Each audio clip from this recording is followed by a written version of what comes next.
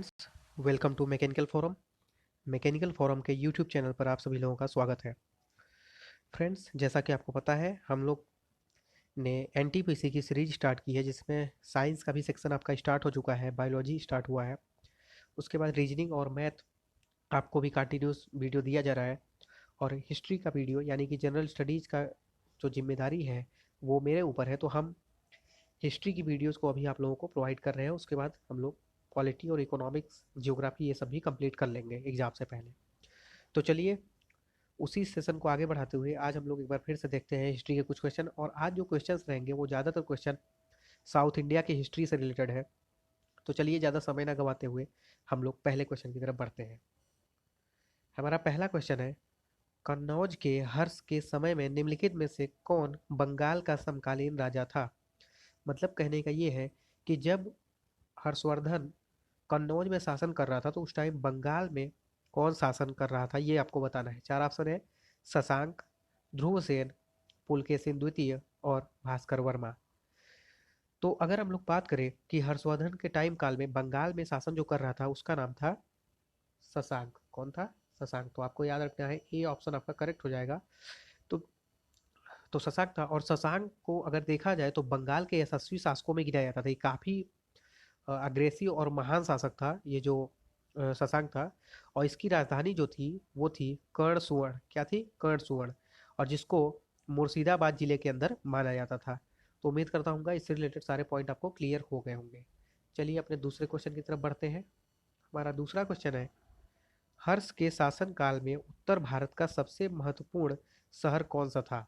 यानी कि जो हर्षवर्धन था उसके शासन काल में, उसके ड्यूरिंग शासन के पीरियड में उत्तर भारत यानी कि नॉर्थ इंडिया का सबसे इंपॉर्टेंट सिटी कौन सा था, ये आपको बताना है। पहला है ऑप्शन पाटलिपुत्र, दूसरा है उज्जैन, तीसरा है थानेश्वर और चौथा है कन्नौज।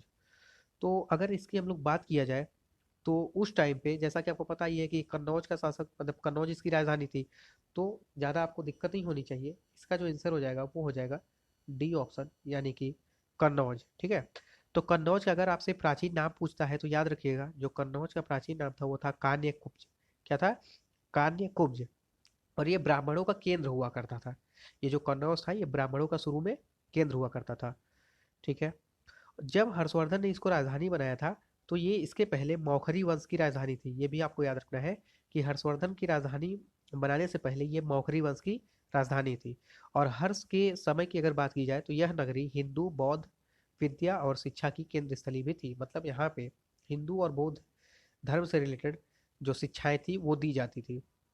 और 7वीं से 12वीं सदी तक इसका लगातार विकास होता रहा था, क्योंकि आपको पता है कि जो हर्षवर्धन था इसको आखिरी हिंदू शासक भी माना जाता है। ठीक है। और ये लगभग 7वीं शताब्दी के आसपास ये शासन कर रहा था। तो उम्मीद करता हूँ इससे रिलेटेड सारे पॉइंट आपको क्लियर हो गए होंगे। अगर आपको वीडियो पसंद आ रहा है तो प्लीज़ इसको अपने दोस्तों के साथ शेयर करिए। वीडियो को ज़्यादा से ज़्यादा लाइक करिए, सब्सक्राइब करिए चैनल को, और कमेंट करके ज़रूर जो भी सुझाव हो उसको दीजिए। चलिए आगे बढ़ते हैं। और दोस्तों एक बात और, अगर आप लोगों ने अभी तक हमारा Android app mechanical forum download नहीं किया है तो आप मैकेनिकल फॉरम ऐप को डाउनलोड कर लीजिए, सो दैट आप लोग वहाँ से एनटीपीसी और ग्रुप डी के सारे प्रैक्टिस सेट सॉल्व कर पाएँ। चलिए आगे बढ़ते हैं। नेक्स्ट क्वेश्चन है हमारा, तमिल रामायण कृति है। जैसे कि आपको पता है, देखिए क्वेश्चन में समझा देता हूँ। क्वेश्चन ये पूछ रहा है कि जैसे, सॉरी, जैसे जो रामायण है वो वाल्मीकि जी ने लिखा है, तो वैसे ही तमिल रामायण किसने लिखा है? पहला ऑप्शन है अंदाल, दूसरा ऑप्शन है जैन गोदार, तीसरा ऑप्शन है कम्बन और चौथा ऑप्शन है रामानुज। तो याद रखिएगा, इसका जो आंसर हो जाएगा वो हो जाएगा कम्बन, यानी कि सी ऑप्शन इसका आंसर हो जाएगा। चोल शासक कुलोत्तुंग तृतीय के शासनकाल के समय में कवि कंबन ने तमिल रामायण अथवा रामावतारम की रचना की थी। तो ये भी याद रखिएगा, किसके शासनकाल में? चोल शासक कुलोत्तुंग तृतीय के शासनकाल में। तो यहाँ पे तो पूछा है कि किसने लिखा है, लेकिन ये भी पूछ सकता है कि किसके शासनकाल में तमिल रामायण लिखा गया था। तो आपको याद रखना है चोल शासक कुलोत्तुंग तृतीय के शासनकाल में। और यह तमिल साहित्य का महाकाव्य है। ठीक है। और इसकी अगर कहानी की हम लोग बात करें तो वाल्मीकि की रामायण से मिलती ही जुलती है। जाहिर सी बात है, रामायण जो है उसी का तमिल अनुवाद बोल सकते हैं। तो ये भी आपको याद रखना है। किसने लिखा था? कंबन ने लिखा था। किसके शासनकाल में? चोल शासक कुलोत्तुंग तृतीय के शासनकाल में। उम्मीद करता हूँ ये क्वेश्चन आपको समझ में आ गया होगा। चलिए पढ़ते हैं अपने नेक्स्ट क्वेश्चन की तरफ। हमारा अगला क्वेश्चन है, किस चोल राजा ने श्रीलंका पर कब्जा किया? मतलब इनमें से कौन सा ऐसा राजा था जिन्होंने पूरे श्रीलंका पर अपना कब्जा जमा लिया था? पहला ऑप्शन है आदित्य, दूसरा है राजराजा, तीसरा है विजयालय और चौथा है राजेंद्र। ठीक है, तो देखिए इसका जो आंसर हो जाएगा वो हो जाएगा राजेंद्र। ठीक है, क्या हो जाएगा? Rajendra, D option. ठीक है, अगर हम लोग बात करें चोल राजा राजराज की, ठीक है, जो बी ऑप्शन है, तो इन्होंने सिंघल द्वीप के उत्तरी भाग पर अधिकार कर लिया था। ठीक है, और पोलोनरीव को अपनी राजधानी बनाया था। किसको? इन्होंने क्या किया, चोल राजा जो थे राजराज ने, इन्होंने सिंगल द्वीप के नॉर्थ साइड पे अपना कब्जा कर लिया था, अधिकार कर लिया था, और पोलोनरू को अपनी राजधानी बनाया था। और इसका नाम इन्होंने क्या रख दिया था? जन्नाथ मंगलम। क्या रख दिया था? जन्नाथ मंगलम। लेकिन अगर संपूर्ण श्रीलंका की बात करें, क्योंकि श्रीलंका का पहले नाम क्या था? सिंघल, तो अगर संपूर्ण श्रीलंका की कब्जे की बात करता है तो वो किसने किया था? राजेंद्र प्रथम ने। तो यहाँ पे बेसिकली पूछा है श्रीलंका पर कब्जा किसने किया था, तो आपका जो ज्यादा सुटेबल आंसर होगा वो हो जाएगा राजेंद्र। ठीक है, लेकिन अगर ये पूछता कि सबसे पहले किसने किया था, तो वो ऑप्शन हो जाता राजराजा, क्योंकि इन्होंने श्रीलंका के नॉर्थ साइड में कब्जा कर लिया था, लेकिन कंप्लीटली कब्जा नहीं किया था। कंप्लीटली किसने कब्जा किया? राजेंद्र ने। ठीक है, और इनके जो करंदे तामपत्र होता है, एक करंदे तामपत्र है, उस पे जो राजेंद्र जी है इनकी विजय का विवरण प्राप्त होता है। ठीक है, और श्रीलंका के जिस राजा को इन्होंने पराजित किया था उसका नाम था महेंद्र पंचम। तो ये भी आपसे पूछ सकता है कि राजेंद्र ने श्रीलंका के किस राजा को पराजित करके श्रीलंका पे अधिकार किया था, तो आपको याद रखना है वो था महेंद्र पंचम। चलिए आगे बढ़ते हैं नेक्स्ट क्वेश्चन की तरफ। हमारा अगला क्वेश्चन है, चोल वंश का अंतिम शासक कौन था? आपको ये बताना है कि चोल वंश जो था उसका अंतिम शासक कौन था। पहला ऑप्शन है राजराजा प्रथम, दूसरा ऑप्शन है राजेंद्र प्रथम, तीसरा ऑप्शन है राजराजा द्वितीय और चौथा ऑप्शन है पुलकेशिन द्वितीय। तो याद रखिएगा इसका जो आंसर हो जाएगा वो हो जाएगा सी ऑप्शन। क्या होगा? सी ऑप्शन, राजराजा द्वितीय। ठीक है, तो यहाँ पे हम लोग एक बार चारों का शासनकाल देख लेते हैं तो आपको खुद ही समझ में आ जाएगा। देखिए राजराजा प्रथम के अगर शासनकाल की बात करें तो इसका जो शासनकाल था वो था 985 ईस्वी से 1015 ईस्वी। ठीक है, अगर देखते हैं राजेंद्र द्वितीय का शासनकाल तो ये था 1052 ईस्वी से 1064 ईस्वी। वहीं पे राजराजा द्वितीय के शासनकाल की बात करें तो वो था 1150 ईस्वी से 1173 ईस्वी। तो यहाँ पे देखा जाए तो चोल वंश का अंतिम शासक कौन हो जाएगा? राजराजा द्वितीय, क्योंकि ये ऊपर के जो तीनों है राजराजा प्रथम, राजेंद्र द्वितीय और राजराजा द्वितीय, ये तीनों चोल वंश के शासक है, और इनमें सबसे लास्ट में कौन शासन किया था? राजराजा द्वितीय। लेकिन ये जो पुलकेशिन द्वितीय है ये तो चालुक्य वंश का शासक था, चोल वंश का था ही नहीं, और इसका जो टाइम पीरियड था वो था 610 ईस्वी से 642 ईस्वी। तो उम्मीद करता हूँ आपको समझ में आ गया होगा। ये जो ऊपर के तीन है ए बी सी, ये तीनों चोल वंश के हैं। ठीक है, चोला वंश के, और ये जो है ये चालुक्य वंश का है, तो ये भी आपको याद रखना है। ठीक है, चलिए उम्मीद करता हूँ आपको समझ में आ गया होगा ये क्वेश्चन। आगे बढ़ते हैं अपने नेक्स्ट क्वेश्चन की तरफ। हमारा अगला क्वेश्चन है, पांड्यों का राजनीतिक एवं सांस्कृतिक केंद्र था। आपको पता होगा जैसे चोल वंश थे, चालुक्य वंश थे साउथ इंडिया हिस्ट्री में, वैसे ही पांड्य वंश भी थे। तो उन्हीं का पूछा है पॉलिटिकल और कल्चरल जो सेंटर था वो कौन सा था। ठीक है, राजनीतिक और सांस्कृतिक केंद्र कौन सा था? चार ऑप्शन है, वेंगी, मदुरै, कांचीपुरम और महाबलीपुरम। इसका जो आंसर हो जाएगा वो हो जाएगा बी ऑप्शन। क्या हो जाएगा? मदुरई। ठीक है, तो देखिए सॉरी, अगर हम लोग बात करें पांड्यों के राजनीतिक एवं सांस्कृतिक केंद्र की तो वो था मदुरै। और मदुरै जो थी ये पांड्यों की राजधानी भी थी, ये भी आपको याद रखना है। अगर आपसे ये पूछता है कि पांड्यों की राजधानी क्या थी तो याद रखिएगा मदुरै थी। अगर हम लोग देखें संगम कालीन एक महाकाव्य है जिसका नाम है सिलप्पा कादिरकरम। ठीक है, क्या नाम है? सिलप्पा अधिकारम। इसमें मदुरई को एक सुसज्जित नगर के रूप में, मतलब एक बहुत ही डेवलप्ड नगर के रूप में वर्णन किया गया है। और इसका जो दूसरा नाम था तो याद रखना है कदम्ब वन था। ठीक है, तो अगर आपसे मदुरई ऑप्शन में ना दे, कदम्ब वन दे, तो भी आपको टिक कर देना है। तो मदुरई का दूसरा नाम क्या है? कदम्ब वन है, ये भी क्वेश्चन आपसे पूछ सकता है। ठीक है, और अगर हुएन सांग जो चाइनीज ट्रेवलर भारत आया था उसने किस नाम से इसका उल्लेख किया है, तो याद रखिएगा हुएन सांग ने इस नगर को मलकूट कहा है। क्या कहा है? मलकूट। उम्मीद करता हूँ आपको समझ में आया होगा। आगे बढ़ते हैं नेक्स्ट क्वेश्चन की तरफ। हमारा अगला क्वेश्चन है, पश्चिम भारत में चालुक्य साम्राज्य के बाद किसका साम्राज्य आया? जैसा कि मैंने बताया कि आज हम लोग ज़्यादातर जो क्वेश्चन है वो साउथ इंडियन हिस्ट्री के लेंगे, तो थोड़ा सा टफ लग रहा होगा हो सकता है आप लोगों को, लेकिन सारे क्वेश्चन जो है वो आरआरबी में पूछे हुए हैं, रेलवे बोर्ड में पूछे हुए हैं। ठीक है, तो काफ़ी इंपॉर्टेंट है। तो इसका ऑप्शन जो है वो है चोल, काकतीय, पल्लव और राष्ट्रकूट। तो देखिए, पश्चिम भारत में चालुक्य साम्राज्य के बाद जिसका साम्राज्य आया था वो थे, कौन थे? तो वो थे राष्ट्रकूट। ठीक है, तो चालुक्य के बाद राष्ट्रकूट आए थे। अगर हम लोग राष्ट्रकूटों के मूल स्थान की बात करें तो वो लाटूर या बीदर माना गया है। क्या? लाटूर या बीदर। हालांकि बाद में इनकी राजधानी जो थी वो मानेखेट स्थानांतरित हो गई थी। तो अगर पहले देखा जाए तो लाटूर या बीदर इनकी राजधानी थी, लेकिन बाद में इन्होंने अपनी राजधानी को मानेखेट में स्थानांतरित कर दिया। और इस वंश का अगर स्वतंत्र सत्ता सत्ता की बात किया जाए तो किसने स्थापित किया था? तो याद रखिएगा, राष्ट्रकूटों को स्वतंत्र सत्ता के रूप में दंती दुर्ग ने स्थापित किया था। किसने? दंती दुर्ग ने। और ये जो दंती दुर्ग था ये पहले बादामी या वातापी के चालुक्यों का सामंत था, और इसी ने सामंत था, और बाद में उन्हीं लोगों की हत्या करके इसने क्या किया? राष्ट्रकूट वंश की स्थापना कर दी। किसने? दंती दुर्ग ने। तो ये भी आपसे पूछ सकता है। आगे बढ़ते हैं, नेक्स्ट क्वेश्चन। चालुक्य शासक पुलकेशिन द्वितीय ने किसे हराया? चार ऑप्शन है, समुद्रगुप्त, चंद्रगुप्त द्वितीय, हर्षवर्धन और धर्मपाल। तो आपको बताना है कि चालुक्य शासक जो था पुलकेशिन द्वितीय, इसने किसको हराया था? तो याद रखना है, इसने हर्षवर्धन को हराया था। अभी हर्षवर्धन के बारे में हम लोगों ने बात किया था, इसने हर्षवर्धन को हराया था। तो देखा जाए, अगर चालुक्य शासक पुलकेशिन द्वितीय ने हर्षवर्धन को पराजित किया था, ये मैंने आपको बताया। और इसका जो जिक्र है ये पुलकेशिन की एहोल प्रशस्ति में इसको उल्लेख मिलता है इसका। ठीक है, तो याद रखना है। अगर आपसे ये पूछता है कि चालुक्य शासक पुलकेशिन द्वितीय ने हर्षवर्धन को हराया था, इसकी जानकारी हमें कहाँ से मिलती है? तो याद रखिएगा, पुलकेशिन की एहोल प्रशस्ति में इसकी सफलता का उल्लेख मिलता है। और यह युद्ध जो हुआ था हर्षवर्धन और पुलकेशिन द्वितीय के बीच में, ये कहाँ पे हुआ? तो याद रखिएगा, नर्मदा नदी के तट पर हुआ था। कहाँ पे? नर्मदा नदी के तट पे। और जो एहोल इंस्क्रिप्शन है, यानी कि एहोल प्रशस्ति है, वो किस भाषा में लिखा हुआ है? तो ये भी आप याद रखिएगा, संस्कृत भाषा में लिखा हुआ है। और इसकी जो लिपि है वो दक्षिण ब्राह्मी है। और इसको किसने लिखा था? मतलब एहोल जो प्रशस्ति है इसको रचना किसने की थी? तो याद रखिएगा, रवि कीर्ति ने की थी। क्या किसने की है? रवि कीर्ति ने की है। ठीक है, चलिए आगे बढ़ते हैं नेक्स्ट क्वेश्चन की तरफ। हमारा अगला क्वेश्चन है, काकातीय वंशी कहाँ के शासक थे?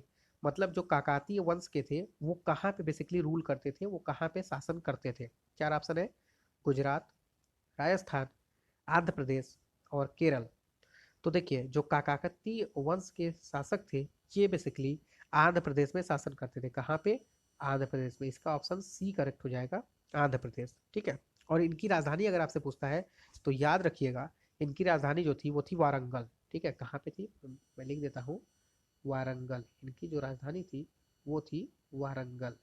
किसकी? काकातीय वंशी की। और ये कहाँ पे शासन करते थे? आंध्र प्रदेश में। और ये जो काकातीय लोग थे ये खुद को चोल करिकाल का वंशज मानते थे। किसका? चोल करिकाल का।